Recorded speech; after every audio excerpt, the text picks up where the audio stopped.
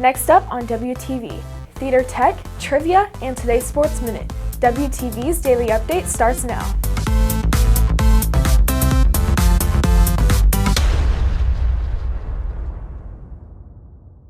Hey there, Red Hawk Nation. Today is Tuesday, April 13th, and I'm Alyssa Murphy with today's Daily Update brought to you by Wingspan TV. The school board held a meeting last night to discuss a multitude of topics, from student recognition to the school district's response to problems with the online version of the STAR test. There was lots on the Board of Trustees' agenda Monday night. One of the areas getting a good amount of discussion and public feedback was COVID-19. The school year didn't start off with the best possible news as far as COVID-19 is concerned, according to the data presented at Monday's school board meeting, with several spikes in the first semester around things such as Halloween and Thanksgiving. However, by the end of January, the numbers of COVID-19 cases was dropping. Data presented at last night's meeting showed that more than 9,000 students and staff have completed quarantine for close contacts on campus, with 1.71% of those testing positive with no external exposure. At one point during the discussion concerning the future of wearing masks, people in the crowd briefly began to disrupt the meeting. Hey, please keep the discussion down. We're trying to get through our meeting tonight. Shortly after this discussion, the meeting turned to public comments where numerous parents spoke out on masks. Make masks optional now? Thank you. But as of right now, the district is still requiring masks on campus and at district events. To watch the recording of last night's meeting, go to friscoisd.org. Some members of the school's tech theater class just finished their UIL entries. WTV's Ayan Ali has the details. Several Red Hawks had a chance to show their art skills through a unique theater set design project, with freshman Ananya Kulkarni being one of the only students from Frisco ISD to qualify. So I qualified for state for Division II set design in UIL theatrical design, and this means that I will be competing with people from all over the state. She credits much of her success to tech theater teacher Laura Dars. I think she is like a wonderful person, and she actually selected me for this set design because she said that my ground plan was very good. And I was excited at first. But I didn't think that I would actually qualify. But now that I did, I obviously was very excited when Ms. Dars told me that I qualified. The competition provides set guidelines according to Dars, and Kulkarni is one of the only 2 Frisco ISD students to advance. I couldn't be prouder of Ananya. I mean, she was doing this for the very first time, and set design is extremely complicated with drafting ground plans and sketches, and she took it all in stride and just made it happen. It's not often that a freshman advances to state finals, but when they do, it's really wonderful because then they're going to have several more opportunities during their high school career to even better themselves. Reporting for WTV, I'm Ayan Ali. Wingspan just won one of the highest levels of National Journalism Awards.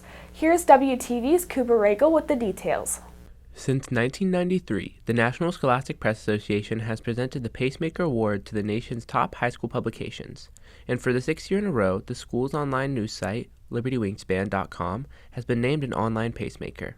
I think winning another pacemaker reflects our hard work and commitment to putting out the best work we can, and it's really nice to be recognized like that. Winning the award every year since Wingspan was launched in 2015, co-editor-in-chief Trisha Dasgupta says the reason Wingspan has been so successful is found in their approach to coverage.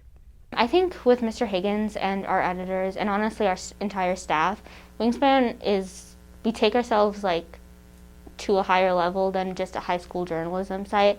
We have 8 stories up every day. We have consistent sports updates. We cover national news, but also we focus on local news. And we always make sure to have quality stories balanced with timely stories. And I don't know many other high school journalism sites that put that same consistency and those efforts forward.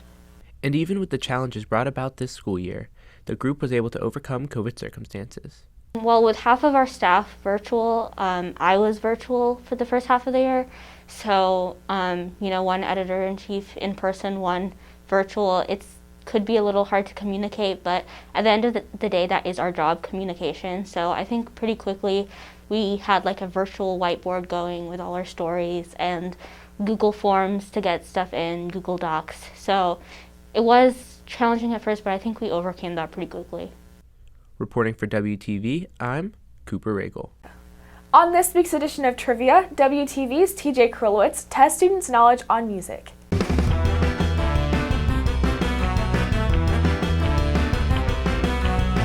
Hello, welcome to Wingspan Trivia. I'm your host, TJ Krulowitz, and today we'll be testing students' knowledge over music.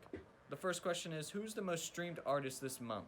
I think Dua Lipa is the most streamed. I think the most streamed artist on Spotify this month was Justin Bieber because he just came out with a new album. Not too sure.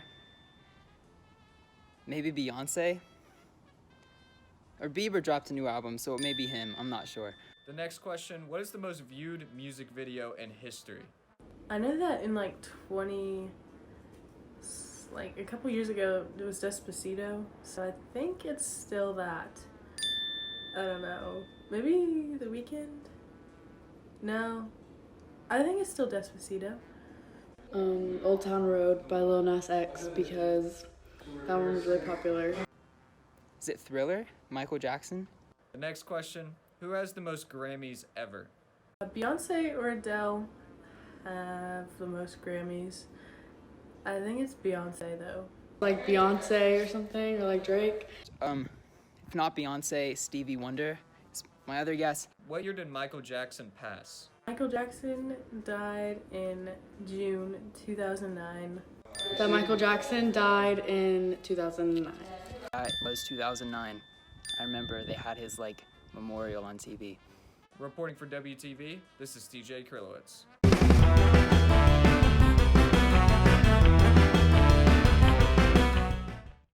Tennis and track have upcoming competitions. WTV's TJ Krulowitz gives you an update on today's Sports Minute. Quick update for tennis today as their district tournament is underway at the courts of McKinney Tennis Center.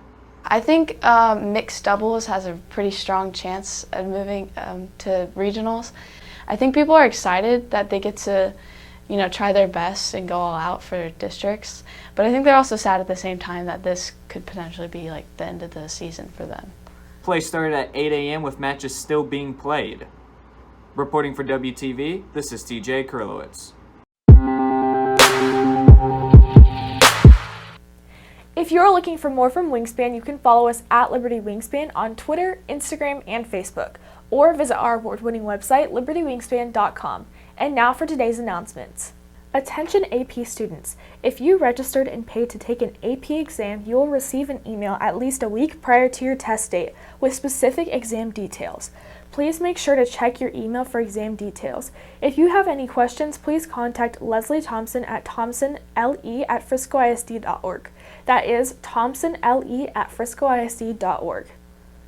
That's it for today's daily update. This is Alyssa Murphy for Wingspan TV.